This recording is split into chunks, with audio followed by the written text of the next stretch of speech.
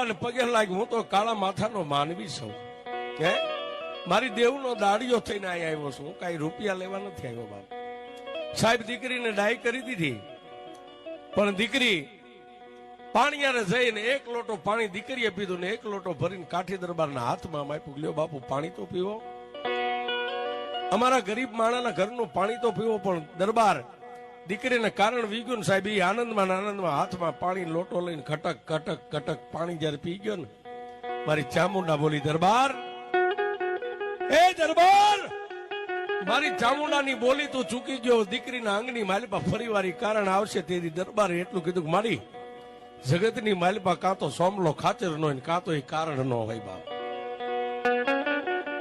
મારી આ જો ફરી વાર દીકરીના અંગમાં કારણ આવે ને તો કટાર ખાઈને આવીને મરી જાવ. મારી દીકરી એકવાર ડાય થઈ ગઈ એટલે ડાય જ રહેવી પડે મારી.